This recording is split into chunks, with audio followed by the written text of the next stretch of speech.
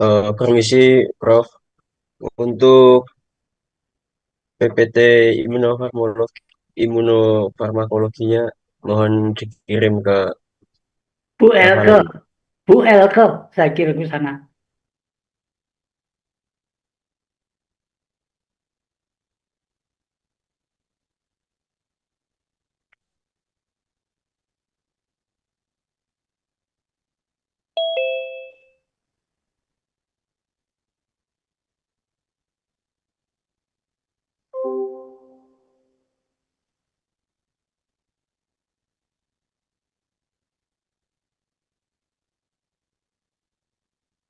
Baik, sebentar, Prof.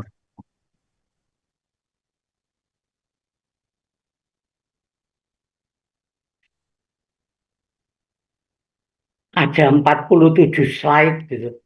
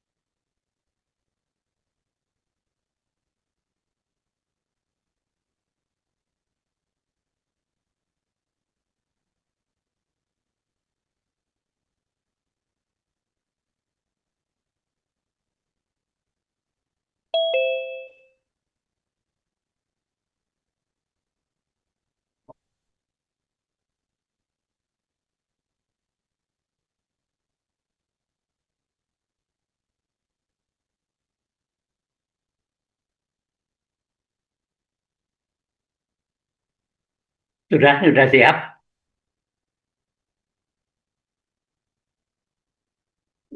Sudah siap. Oke, saya mulai. Assalamualaikum warahmatullahi wabarakatuh.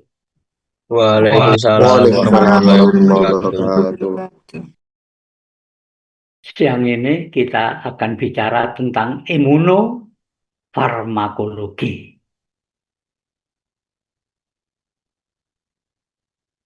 Imunofarmakologi. Jadi farmakologi bicara tentang sistem imun. Oke, slide.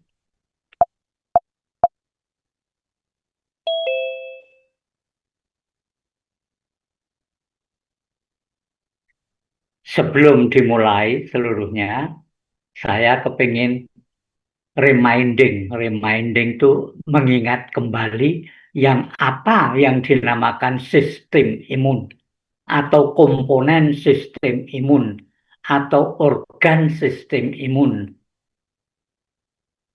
Yang pertama tentunya sel darah putih leukosit, kemudian spleen, limpa, sumsum tulang, bone marrow, kemudian lymphatic system, ini sistem limpa yang ada di seluruh tubuh, dan yang berikutnya adalah thymus, termasuk tonsil, adenoid, dan appendix. Itu semua komponen daripada sistem imun. Iya, slide. Sistem imun manusia itu dibagi menjadi 3 tipe, yaitu alamiah, adaptif, dan pasif. Alamiah atau innate, biasanya dikenal dengan innate immunity. yaitu imunitas yang didapat sejak lahir guna melindungi serangan dari luar yang terjadi segera atau pada saat itu. Sedangkan tipe adaptif, adaptif itu ada yang mengatakan acquired, ada yang bahasa Indonesianya dapatan. Proteksi terhadap patogen yang terjadi selama kehidupan. Sedangkan pasif itu adalah tipe imunitas yang diperoleh dari orang lain. Misalnya bayi baru lahir memperoleh antibodi dari ibunya. Atau orang yang terkena COVID-19 memperoleh antibodi dari orang yang sembuh dari COVID-19. Ini imunitas pasif. Slide. Fungsi sistem imun. Semoga kamu masih ingat. Semoga kamu sudah mendapatkan kuliah imunologi. Bahwasanya fungsi sistem imun adalah 3. Proteksi, homeostasis, dan surveillance. Jadi proteksi menangkal invasi bahan asing dari luar. Bahan asing dari luar itu bisa kuman atau bakteri, virus, protozoa, dan lain sebagainya. Sedangkan homeostasis mengatur keseimbangan dalam tubuh. Misalnya sel-sel yang mati yang segera digantikan dengan sel-sel yang baru. Itu homeostasis. Dan yang terakhir adalah perondaan atau surveillance. Jadi di dalam tubuh manusia itu ada suatu sistem perondaan. Apa yang dironda? Yang dironda adalah sel-sel tubuh yang akan bermutasi. Bermutasi itu artinya berkembang tidak teraturan, kemudian menjadi penyakit yang berat. Ini salah satu contohnya ya kanker itu, karena sel yang bermutasi terbentuk kanker. Sedangkan sel yang melakukan perondaan yang paling terkenal adalah natural killer cell atau sel NK. Jadi kamu harus tahu betul kalau ada orang ngomong sel NK. Oh, itu natural killer cell. Itu sel perondaan supaya orang tidak selnya tidak bermutasi yang berkelanjutan yang menyebabkan kanker. Oke, slide. Nah, ini literatur lain kalau bahasa Inggris sebutkan fighting disease causing pathogen, kemudian recognizing and neutralizing harmful substance from environment, dan yang ketiga combating change in the body can lead the disease. Ya, ini literatur kalau kamu baca literatur di bahasa Inggris. Jadi literatur di bahasa Inggris tentang imunologi itu ratusan, banyak sekali. Jadi kalau kamu sempat datang ke rumah saya tunjukkan di kamar saya itu satu kamar penuh buku-buku mengenai imunologi. Karena waktu saya di kedokteran UNER, saya itu mengajar imunologi. Di UNUSA ini saya diminta untuk membantu mengajar imunofarmakologi. Tapi tidak apa-apa, karena ini kerjaan saya. Kerjaan saya tiap hari. Nanti kamu akan tahu ceritanya. Oke, slide. Imunofarmakologi adalah cabang ilmu yang mempelajari spesialisasi medis yang berfokus pada obat-obatan yang mempengaruhi sistem imun. Ada yang mengatakan sistem imun itu sistem kekebalan tubuh, tapi saya tidak begitu senang menggunakan istilah ini. Saya lebih senang menyebutkan sistem imun tubuh. Baik untuk menekan, sistem imun ditekan, mengaktifkan, sistem imun dirangsang, atau memanipulasi sistem imun dengan berbagai cara. Jadi sekarang kamu tahu bahwa sistem imun itu bisa dimanipulasi dengan berbagai cara. Dinaikkan, diturunkan, atau diperbaiki.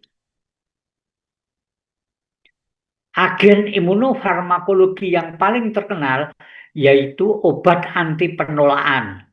Nah, ini kamu apa obat anti penulaan? Yang ditolak itu apa? Yang ditolak itu organ transplantasi.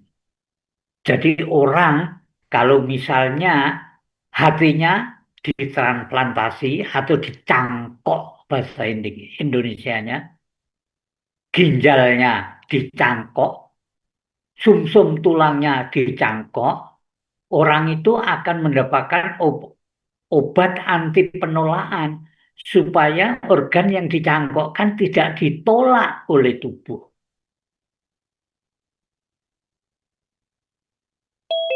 Lain lagi, vaksin yang menstimulasi, menekan, dan restorasi sistem imun. Ini yang akan kita bicarakan nanti di imunofarmakologi. Oke, slide. Secara garis besar, imunofarmakologi itu membahas tentang imunomodulator. Ini bahasa Inggrisnya memodulate, itu adalah merancang bangun atau memperbaiki sistem imun sesuai dengan keinginan kita. Kalau kita ingin sistem imun bekerja lebih keras, namanya imunostimulasi. Kalau sistem imun justru mau kita tekan kerjanya, ini namanya imunosupresi. Kalau sistem imun kerjanya supaya optimal, kita tambah sana, kita tambah sini, kita tambah plasma, kemudian kita tambah trombosit, itu namanya imunorestorasi. Oke, slide. Yang pertama kali kita bicara mengenai imunostimulator. Jadi, imunostimulasi atau nama lainnya imunopotensiasi adalah memperbaiki fungsi sistem imun dengan menggunakan bahan yang merangsang sistem imun. Jadi, sistem imun ini bisa dirangsang supaya dia itu bekerja lebih baik. Tujuan dari imunostimulan ya, obatnya itu namanya imunostimulan supaya sistem imun itu menjadi kondisi yang baik. Misalnya orang yang mengalami kondisi imunosupresi atau yang dikenal dengan defisiensi. Ada loh, kalau di klinik itu ada anak kecil, tidak ada apa-apa, mudah sakit, mudah batuk, mudah pilek, dan lain sebagainya. Dia mengalami imunodefisiensi, imunosupresi dari sistem imun. Obatnya antara lain adalah pemberian imunostimulator. Yang dirangsang itu respon imun seluler maupun respon imun humoral. Kelemahan obat ini ada efeknya menyeluruh, tidak bersifat spesifik untuk jenis sel saja atau sel imun saja. Selain itu, efeknya umumnya lemah. Karena diberi efek yang kuat, ini juga berbahaya. Karena kalau sistem imun itu kerjanya berlebihan, ini bisa menyebabkan penyakit juga. Salah satu contohnya adalah hipersensitivitas. Ah, kamu dengar hipersensitivitas. Apa itu hipersensitivitas? Jadi sistem imun lebih sensitif. Yang umum yang sudah pernah kamu dengar, hipersensitivitas itu adalah alergi. Jadi penyakit alergi itu karena sistem imun bekerja berlebihan. Ya. Kemudian ada penyakit lain yang namanya hiperinflamasi. Jadi kerja inflamasinya terlalu berlebihan. Oke, slide. Imunostimulator adalah zat yang dapat memodifikasi respon imun dengan mengaktifkan mekanisme pertahanan, baik itu yang alamiah, yang adaptif maupun yang lain. Imunostimulan, obatnya namanya imunostimulan, adalah senyawa yang dapat meningkatkan kerja komponen sistem imun. Biasanya imunostimulan diberikan untuk meningkatkan respon imun terhadap penyakit atau infeksi yang memang perlu dinaikkan kerja sistem imunnya, terutama infeksi-infeksi yang kronis.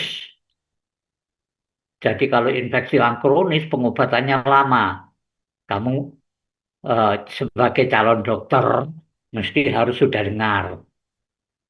Orang yang sakit TBC, Indonesia adalah eh, pengumpul penyakit TBC terbesar di dunia. Penderita TBC, pengobatannya berapa lama? Ada yang tahu? 6 bulan, Dok. Prof. Betul, 6 bulan sampai 1 tahun. Itu adalah penyakit kronis. Supaya tidak berlama-lama, ditambah dengan imunostimulator. Ini riset yang saya buat pada waktu saya membuat obat imunostimulator. Kemudian kalau hepatitis, pengobatannya berapa lama? Kalau obat hepatitis A, dibiarkan aja sembuh sendiri. Jadi dia itu hepatitis A tidak usah diobati macam-macam. Kalau kondisinya prima, dia sembuh dengan sendirinya. Namanya self-limiting disease, sembuh dengan sendirinya.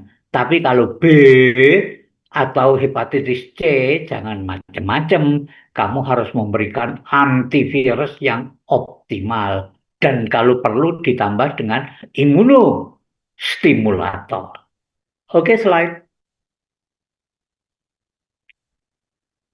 Imunostimulator adalah obat yang meningkatkan fungsi dan aktivitas sistem imun. Nih, meningkatkan fungsi dan aktivitas sistem imun sehingga kerja sistem imun menjadi optimal untuk melawan invasi bakteri, virus, protozoa maupun kanker.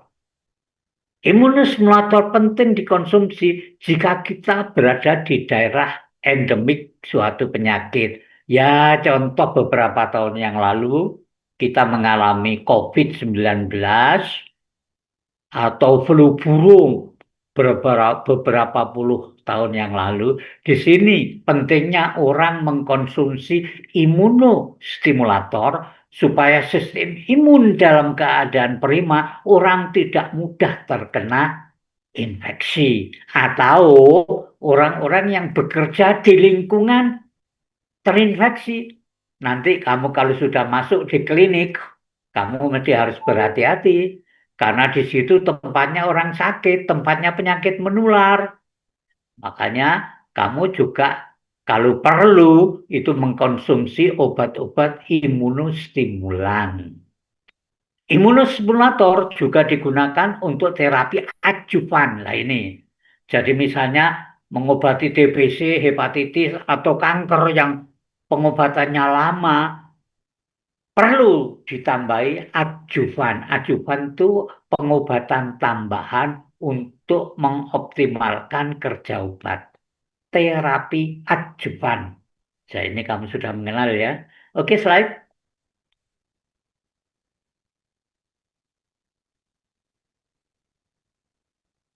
Ada 2 kategori imunostimulan. Imunostimulan yang spesifik dan imunostimulan yang non-spesifik. Yang spesifik itu contohnya adalah vaksin. Jadi diberi vaksin, vaksin terhadap TBC, yaitu VCG, atau vaksin terhadap typhoid, tifus, vaksin terhadap apa saja, itu imunostimulan spesifik. Sedangkan yang non-spesifik itu pemberian obat sebagai adjuvan, sehingga sifatnya non-spesifik. Oke, slide.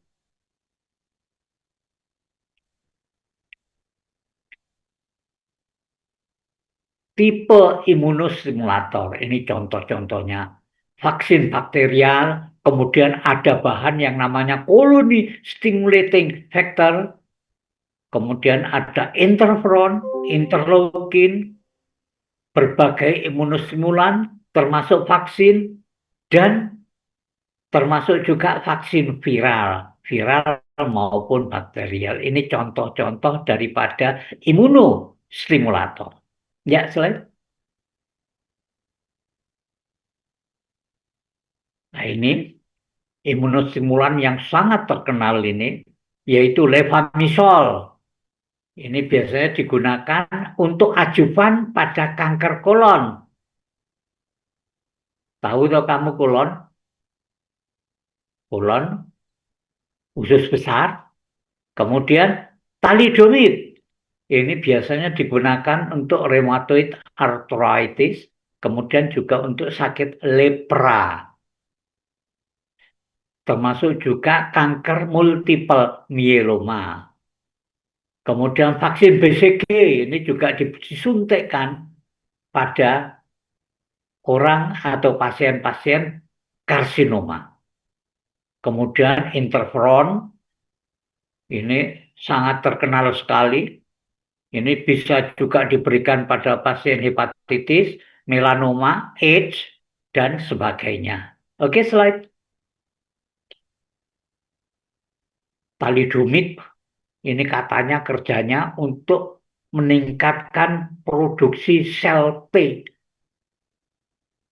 Jadi jika orang diberi obat thalidomid, maka sel T-nya akan memproduksi lebih banyak sitokin yang tergolong dalam interleukin 2. Jadi ini di kuliah imunologi ini dijelaskan jelas sekali bagaimana sel T atau limfosit T itu dibagi dua, sel T helper dan sel T sitotoksik, sedangkan yang mengeluarkan sitokin interleukin 2 ini adalah sel T helper, lebih tepatnya sel T helper 1. Sedangkan interferon gamma ini meningkatkan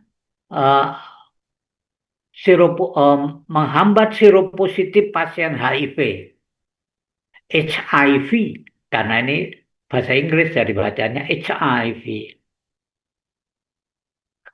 Kemudian untuk ini juga merupakan kontraindikasi pada wanita-wanita yang berpotensi untuk kontraindikasi terhadap interferon gamma. Mahal interferon gamma ini. Satu kali suntikan berapa juta, berapa puluh juta. Tapi banyak digunakan. Tapi yang di apotek itu yang banyak bukan interferon gamma, tapi interferon alfa. Karena interferon gamma ini tidak stabil. Maka yang stabil disimpan dalam waktu lama adalah interferon alfa. Atau yang terkenal itu namanya roveron. Ya, slide. Contoh obat imunostimulator. Yang pertama yang terbuat dari bahan biologik, yaitu hormon thymus.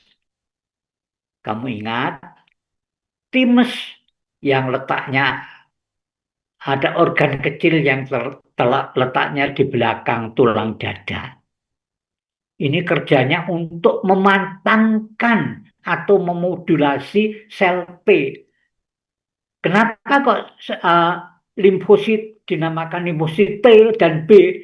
Limfosit T ini karena dia itu didewasakan di thymus.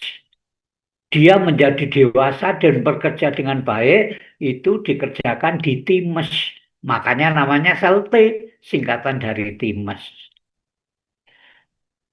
Ada beberapa jenis hormon thymus, yaitu thymosin alfa, thymolin, dan thymopoietin. Ini dulu waktu saya masih aktif di Akademi Akupunktur. Saya ini dosen di Akademi Akupunktur di Surabaya. Tapi sekarang sudah tutup. Saya hampir tiap bulan itu ke Guangzhou yang ada di Cina. Di sana itu menjual ekstrak dari organ timus kambing, kemudian ekstraknya dipisahkan, timusin alfa, timulin, dan timupoietin. Ini digunakan untuk pengobatan bagi pasien-pasien kanker terutamanya yang sulit untuk disembuhkan. Ya cukup mahal juga, padahal ini cuma ngambil dari kambing. Jadi pemberian bahan-bahan hormon timus ini meningkatkan jumlah dan fungsi reseptor sel T. Kamu tahu sel T, ini limfosit T, ini adalah limfosit yang bekerja secara seluler. Aspeknya imunitas seluler. Termasuk pengobatan kanker yang paling banyak adalah seluler. Oke, slide. Kemudian limfokin. Ini juga obat-obat yang tidak murah. Mahal sekali. Tapi efektif sekali. Contohnya MAF, Macrophage Activating Factor, kemudian Macrophage Growth Factor, T-cell Growth Factor atau interleukin 2, kemudian Colony Stimulating Factor dan interferon gamma. Ini obat-obat yang kalau di luar negeri sudah tersedia banyak di rumah sakit besar. Kalau di Indonesia ya maaf, karena expired date-nya dari obat-obat ini pendek, sedangkan harganya mahal, kalau tidak segera dipakai, ya belum mampu kita menyimpan obat-obat ini. Oke, slide.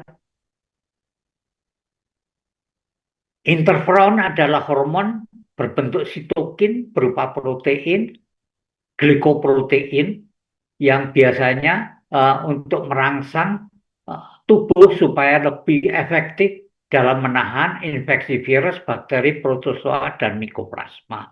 Ini yang menemukan orang Jepang, terutama pada kelinci. Kemudian 3 tahun kemudian Isaac dan Liederman berhasil mengisolasi molekul serupa dari ayam. Jadi peneliti-peneliti di luar negeri itu hasilnya adalah seperti ini. Jadi kalau peneliti itu berhasil menemukan interferon atau obat-obat apa, maka dia ya paling tidak pendapatannya itu cukuplah dari apa namanya hasil penemuannya ini. Oke, slide.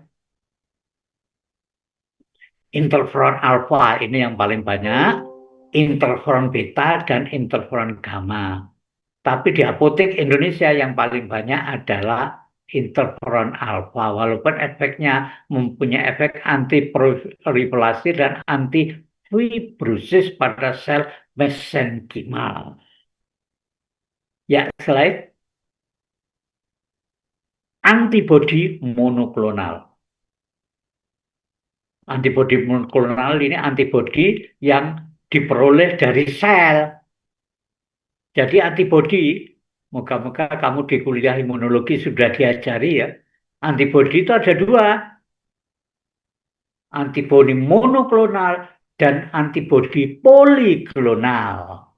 Monoklonal itu antibodi yang dibuat dari sel, sedangkan poliklonal antibodi yang dibuat dari hewan. Misalnya kuda, untuk membentuk antibodi disuntik dengan bisa ular, maka kuda itu membentuk antibodi anti bisa ular. Darahnya diambil, dipisahkan, serumnya dipisahkan, dan disimpan di dalam ampul-ampul, digunakan untuk jika ada orang yang terkena gigitan ular berbisa, maka dia segera diberikan serum anti bisa ular. Ya. Oke, slide. Nah, ini jadi untuk imunoterapi kanker. Jadi ada istilah imunoterapi. Jadi terapi dengan menggunakan atau memodulasi sistem imun. Di sini contohnya memodulasi dengan memberikan antibodi monoklonal. Obatnya adalah alemtuzumab atau solizumab. Jadi MAP ini artinya monoclonal antibody. Jadi semua antibodi ini banyak sekali di dunia pengobatan. Dibuat di luar tapi di Indonesia masih belum. Jadi ini gunanya untuk apa? Ini treatmentnya yang paling kanan sendiri untuk CLL. Jadi leukemia yang cukup sulit untuk disembuhkan. Kemudian kanker bladder, jadi kandung kemih. Kemudian metastasis daripada karsinoma sel Merkel, kemudian melanoma dan multiple myeloma. Jadi pengobatan dengan sistem imun menggunakan antibodi monoklonal yang ditandai obatnya dengan MAP seperti ini. Terutama untuk pengobatan kanker. Ya, selain ini juga nama lainnya yang pembrolizumab. Oh, ini sangat laku keras walaupun mahal sekali karena kegunaannya macam-macam kanker di sini, berbagai macam kanker, termasuk kanker serviks, kanker stomach, limfoma, kemudian sel lung cancer, kanker paru ini yang sangat sulit disembuhkan. Saya punya teman, ada 4 orang yang terkena kanker paru, disembuhkan dengan antibodi monoklonal ini. Pertama sih baik, kelihatannya ada penyembuhan, tapi lama-kelamaan juga kumat lagi dan meninggal. Keempat-empatnya. Kemudian berikutnya rituximab. Ya. Jadi rituximab ini adalah antibodi monoklonal anti CD20. Jadi semoga kamu di kuliah imunologi sudah dijelaskan apa itu artinya CD. Cluster differentiation. CD20 ini adalah tanda daripada limfosit B. Jadi kalau diberi rituximab, ini gunanya untuk menekan limfosit B. Artinya untuk menekan supaya tidak terjadi pembentukan antibodi. Loh, kamu tentu berpikir, kenapa diberi obat supaya tidak terbentuk antibodi? Sedangkan eh, gunanya di sini adalah untuk limfoma non-Hodgkin. Ini gunanya apa? Mungkin limfoma non-Hodgkin ini membentuk antibodi yang merugikan. Atau contoh lain, ini banyak saya gunakan pada waktu saya aktif di Rumah Sakit Dr. Sutomo Surabaya. Saya tim cangkok ginjal. Jadi tim cangkok ginjal Rumah Sakit Dr. Sutomo. Saya dikirim untuk belajar cangkok ginjal di Manila. Jadi Manila, Filipina. Saya belajar di sana. Dan rituximab ini digunakan supaya ginjal yang sudah dicangkokkan itu tidak ditolak. Supaya tidak terbentuk antibodi. Karena kalau terbentuk antibodi, antibodi ini akan mengaktifkan sistem komplement melalui jalur klasik dan akan menghancurkan ginjal yang ditanamkan. Ini rituximab antibodi anti CD20 dan banyak dipakai. Termasuk juga untuk pengobatan pasien-pasien yang menderita penyakit autoimun. Moga-moga kamu telinganya familiar ya mendengar penyakit autoimun.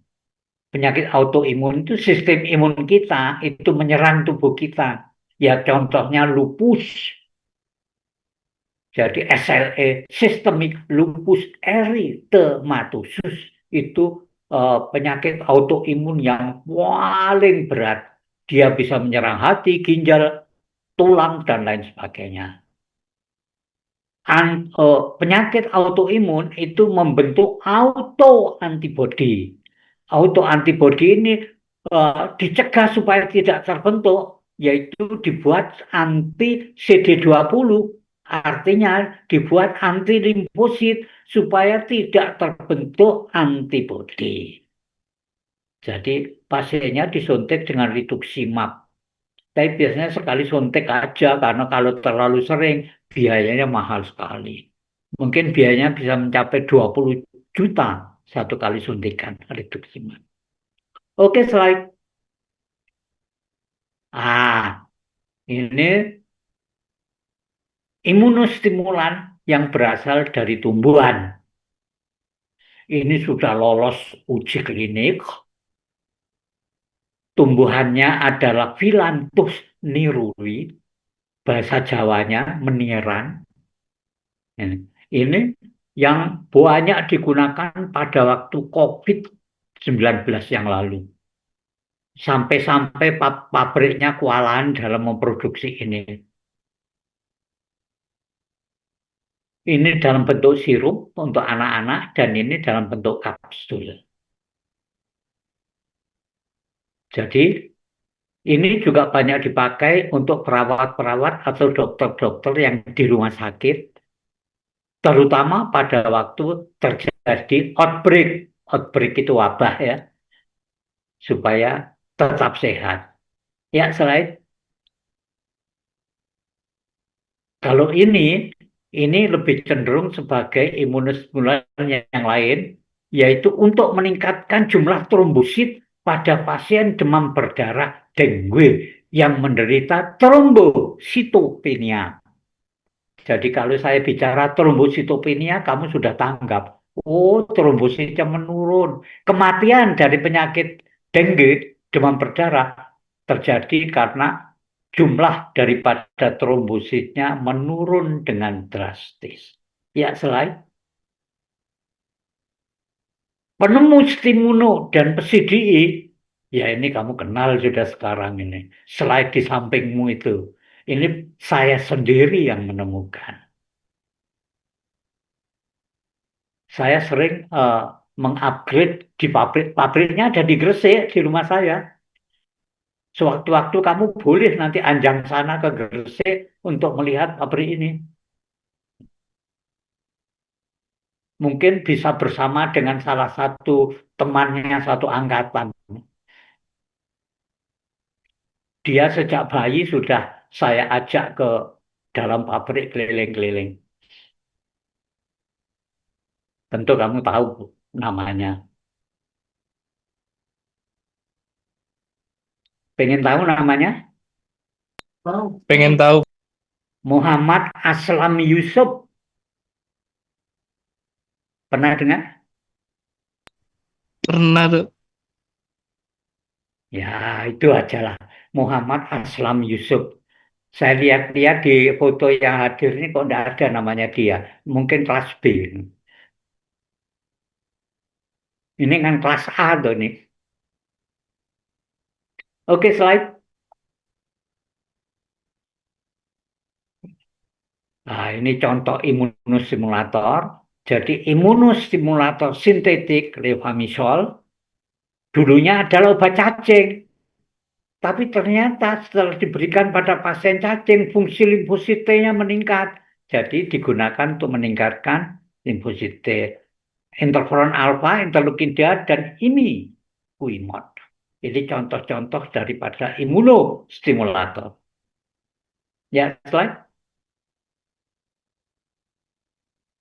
Imunobiologis tentu vaksin. Kemudian imunostimulator herbal Yang terkenal adalah Echinacea, Centella asiatica, dan Phyllanthus neruri. Itu tadi gambarnya yang kamu lihat, Stimuno tadi adalah Phyllanthus neruri. Kebetulan kamu sudah kenal dengan penemunya, walaupun cuma selintas. Oke, slide. Kapan imunostimulator digunakan?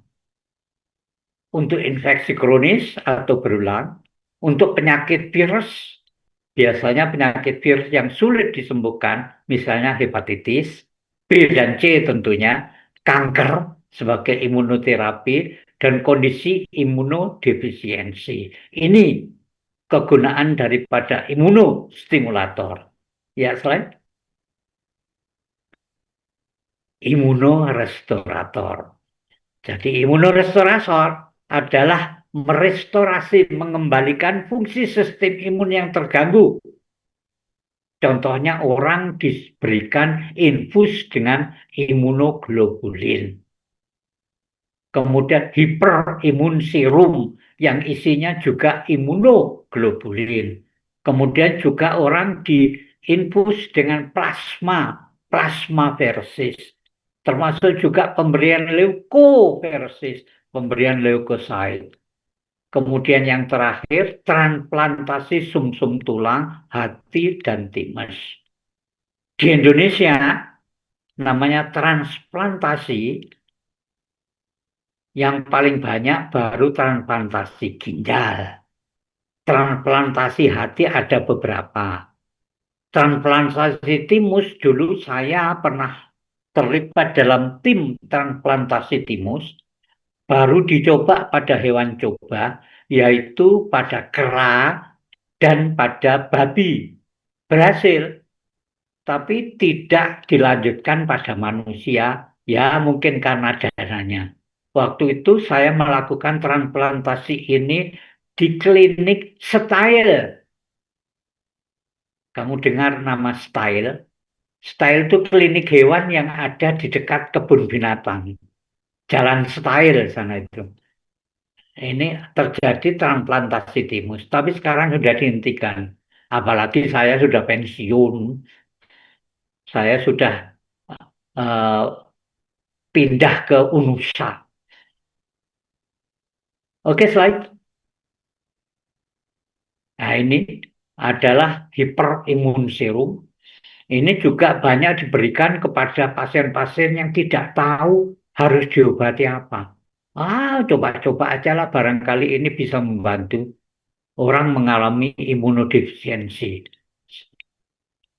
Jadi di rumah sakit besar seperti Dr. Sutomo, itu banyak sekali pasien imunodefisiensi. Orang yang sistem imunnya itu drop, kemudian ditanyakan, ini sistem imun yang mana yang drop? Saya sebagai dosen imunologi pun kalau ditanya jadi bingung. Sistem imun yang mana? Karena prosedur untuk pemeriksaan sistem imun pada manusia itu belum tegak sama sekali. Apakah yang terjadi kelainan pada limfosit T, limfosit B, monosit, polimorfonuklear, atau pada sel-sel imun yang lain. Nah, ini contohnya adalah sindroma nefrotik dan juga pada pasien-pasien luka bakar yang sangat berat. Oke, slide. Ini imun serum globulin juga gitu. Jadi ini imun serum globulin ini serum yang sudah dimurnikan lagi, dibagi atas alfa globulin, beta globulin, dan gamma globulin. Kamu tahu antibodi itu adalah gamma globulin. Tapi bisa juga alfa globulin dan beta globulin. Jadi imunoglobulin itu ada 3. Jadi kamu kalau diambil darahnya, dipisahkan serumnya, kemudian dipisahkan lagi imunoglobulinnya, dipisahkan lagi menjadi alfa globulin, beta globulin, dan gamma globulin. Ini digunakan untuk pengobatan imunorestorator. Oke, slide. Plasma. Kamu mesti harus tahu ya bedanya plasma dengan serum ya. Kalau serum, darah diambil, dibiarkan clot atau beku, bagian yang berwarna kuning itu adalah serum. Tapi kalau plasma biasanya tidak usah ditunggu clot, dia itu langsung diputar, disentrifus, bagian yang berwarna kuning bernama plasma. Jadi fungsinya ini nanti kamu akan mendapatkan kuliah yang lebih jelas lagi pada transfusi darah. Oke, slide. Plasma darah adalah bagian terbesar dari darah. Jadi 55% dari seluruh volume darah itu plasma. Sedangkan 92% dari plasma itu terdiri dari air. 8% lainnya terdiri dari protein, glukosa, dan lain sebagainya. Ini yang dinamakan plasma. Oke, slide. Pentingnya plasma darah bagi kesehatan, ketika seseorang kehilangan banyak darah, biasanya disebabkan karena kecelakaan atau operasi, maka ini akan berbahaya. Mengingat plasma darah memiliki fungsi penting, yaitu berdampak serius pada kesehatan tubuh seseorang. Itulah mengapa donor plasma darah yang seringkali dibutuhkan. Jadi tidak ada whole blood, donor seluruh darah, hanya dibutuhkan donor plasma. Oke, slide. Sekarang sampai pada imunosupresor. Imunosupresor ini maksudnya untuk menekan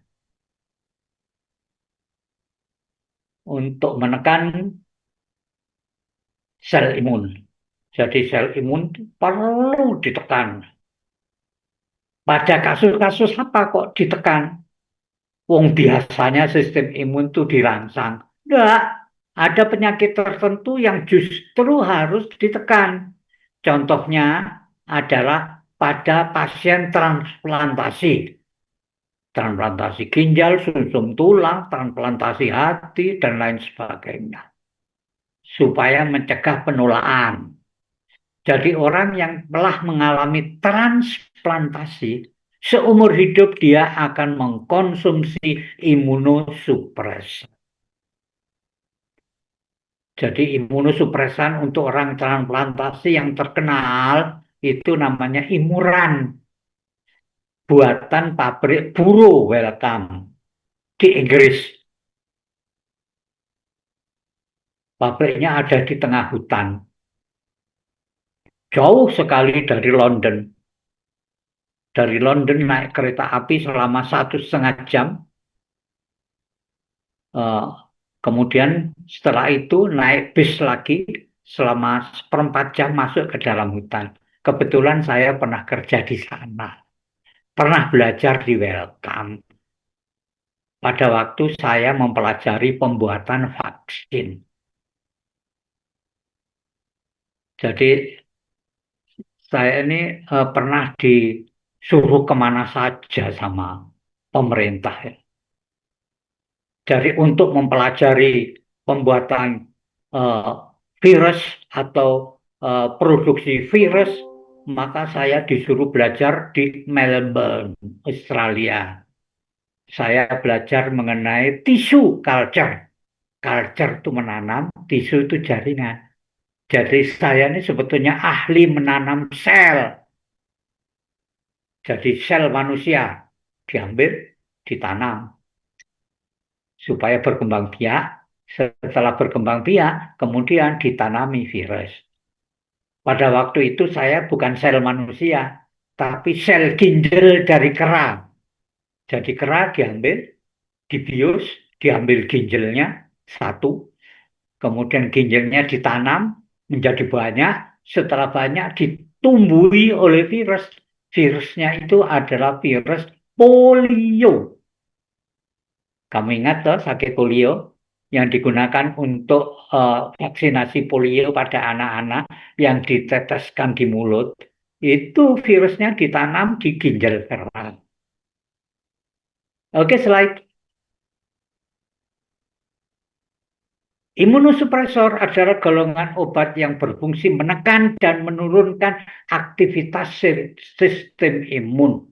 Ini banyak dipakai pada pasien autoimun, pasien transplantasi untuk mencegah penularan. Jadi imunosupresan ini juga diperlukan. Oke, slide.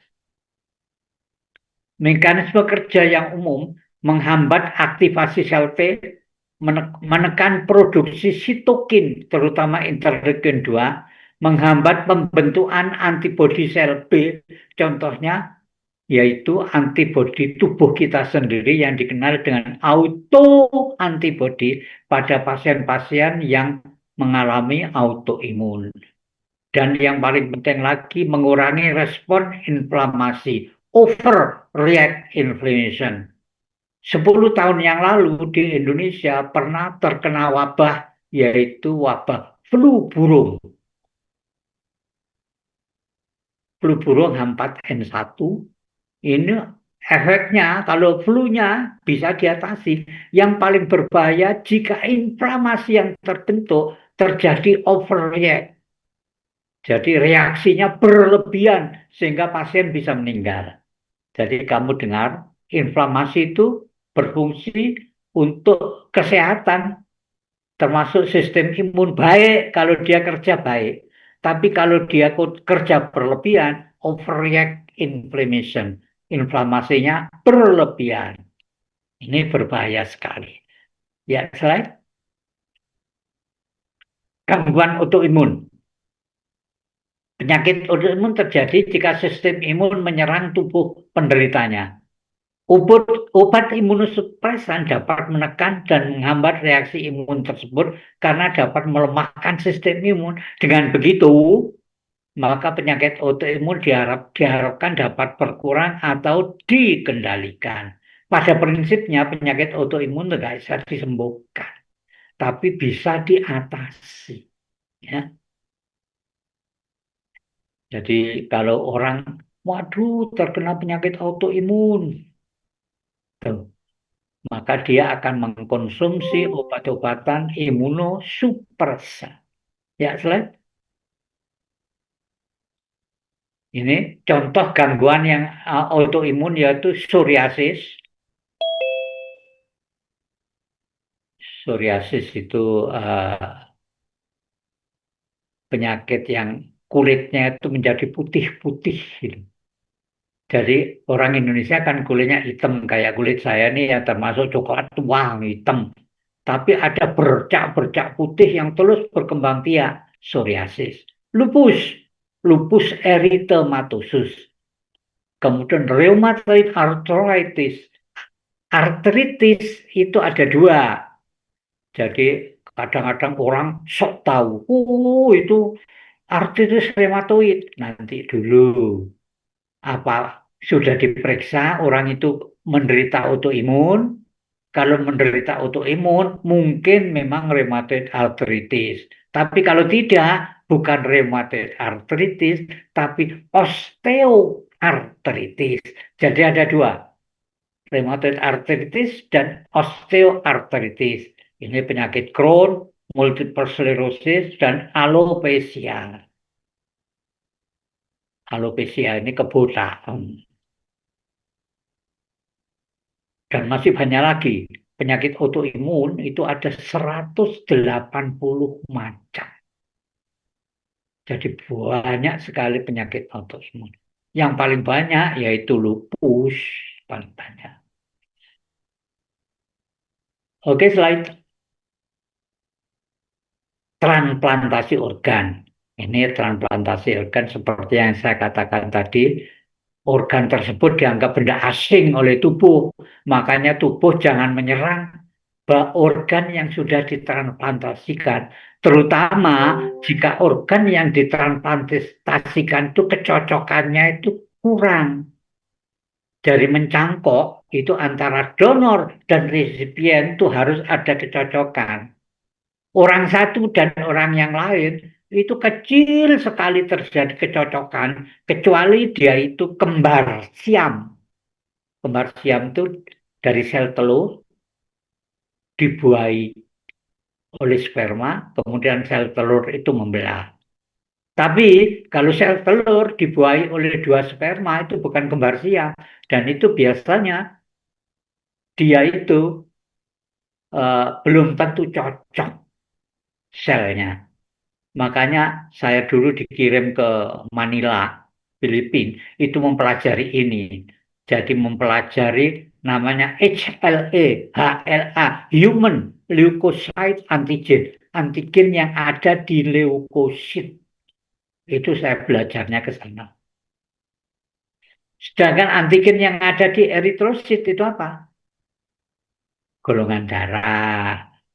Jadi makanya pemeriksaan golongan darah ABO itu adalah memeriksa yang ada di eritrosit. Sedangkan eh, yang ada di leukosit itu HLA, Human Leukocyte Antigen.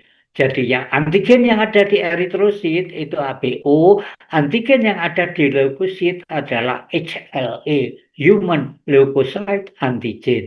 Ini yang diperiksa apakah antara donor dan resipien itu ada kecocokan atau paling tidak kecocokannya lebih dari 60-70%. Oke, slide.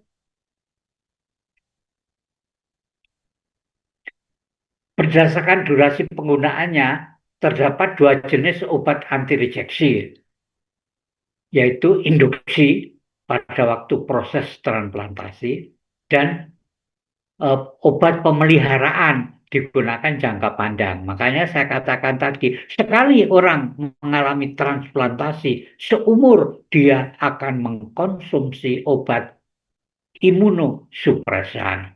Tentunya kalau yang obat pemeliharaan ini imunosupresannya dibuat yang ringan-ringan. Sebab ada efek sampingnya imunosupresan. Coba kita lihat di slide berikutnya. Oke, slide. Ini klasifikasi daripada imunosupresan. Ini ada siklosporin dan tacrolimus. Kemudian asatioprin, ini yang saya katakan tadi, imuran tadi, yang pabriknya ada di Inggris. Kemudian ada methotrexate dan siklofosfamid. Kemudian yang paling banyak dan paling murah adalah glukokortikoid, yaitu prednison dan metilprednisolon. Ini tabletnya tablet biru-biru begitu, murah. Satu tablet tidak sampai 100 rupiah. Ini sebagai imunosupresan, tapi pemakaiannya harus berhati-hati karena efek sampingnya ini menyebabkan pasien-pasien mengalami full moon phase. Apa itu? Full itu penuh, moon itu apa moon? Bulan. Full moon phase, jadi bulannya itu, mukanya itu seperti bulan penuh, bengkak sekali mukanya bulat. Ini efek dari prednisolon maupun metilprednisolon. Dulu di negara seperti Amerika Serikat dan negara maju, prednison dan metilprednisolon itu dianggap obat dewa. Karena dia itu kalau minum ini rasanya enak badan, seger dan lain sebagainya. Tapi efek sampingnya yang tidak dikehendaki. Oke, slide. Jadi siklosporin yang paling banyak ini menghambat aktivitas sel T. Siklosporin ini dulu masuk ke Indonesia dengan nama Sandimun. Buatan Sandoz. Pabriknya namanya Sandoz. Sekarang yang paling banyak digunakan adalah tacrolimus. Ini obat-obat imunosupresan yang banyak dipakai pada transplantasi ginjal terutama. Oke, slide. asatioprin dan mycophenolate mofetil. Kortikosteroid adalah prednison dan dexamethasone. Ini dua-duanya dapat menyebabkan full moon phase. Di sini digunakan terutama pada kondisi inflamasi berat, seperti yang saya katakan tadi pada waktu terjadi flu burung, inflamasinya berat, ya mau tidak maulah sudah. Walaupun efek sampingnya full moon phase, dokter tetap memberikan prednison ataupun dexamethasone. Oke, slide. Infliximab ini adalah antibodi monoklonar dan rituximab ini menghancurkan sel B. Oke, slide. Ini efek samping dari obat imunosupresan. Demam atau menggigil. Obat sakit, terutama di sisi punggung bagian dalam. Sulit buang air kecil, sakit saat buang air kecil, sering buang air kecil, dan rasa lelah, lemah, dan sebagainya. Ini efek samping daripada obat-obat imunosupresan. Yang paling tidak mengenakan karena sistem imun ini ditekan, maka pasien yang sehat itu, ya saya ambil contoh pasien yang wanita aja lah, perempuan yang cantik, ternyata di rongga mulutnya itu banyak sekali kuman, virus, dan jamur. Padahal cantik loh, tiap hari dia gosok gigi, tapi ternyata di rongga mulut, di rongga vagina, itu banyak sekali kuman dan virus berada di sana. Itu yang namanya mikroba komensal. Dia hidup normal di rongga-rongga itu guna menstabilkan lingkungannya. Jadi komensal itu hidup damai di rongga mulut, di rongga vagina, dan lain sebagainya. Tapi kalau suatu saat sistem imun dalam keadaan drop, misalnya dia itu lagi stres, orang stres, itu sistem imunnya akan jatuh merosot karena hormon kortisolnya meningkat. Jika stres, sistem imun akan drop, maka bakteri komensal yang tadinya hidup damai, dia menjadi tidak damai lagi. Dia menjadi ganas. Ya contohnya kalau jamur. Misalnya jamur yang ada di rongga vagina menjadi ganas. Yang jamur yang ada di rongga vagina itu contohnya Candida albicans. Kalau sudah ganas, perempuan akan mengalami penyakit vaginitis. Vaginitis itu ada infeksi di rongga vagina. Bahasa Cinanya pektal. Jadi penyakit vaginitis di mana rongga vagina akan banyak berlendir, berbau busuk, dan lain sebagainya. Itu namanya vaginitis karena terjadinya merosotnya sistem imun di situ. Oke, slide. Efek samping penting yaitu meningkatkan risiko infeksi, ya seperti yang saya katakan, termasuk juga risiko kanker jika pemakaian jangka panjang, termasuk juga toksisitas terhadap ginjal dan hati, juga supresi terhadap sumsum tulang. Ya, slide. Terima kasih. Billahi taufik wal hidayah. Wassalamualaikum warahmatullahi wabarakatuh. Waalaikumsalam Waalaikumsalam warahmatullahi warahmatullahi wabarakatuh. wabarakatuh. Oke, selamat belajar. Sampai ketemu di kuliah yang lain. Terima kasih, Prof. Ya, sama-sama. Terima kasih, Bro.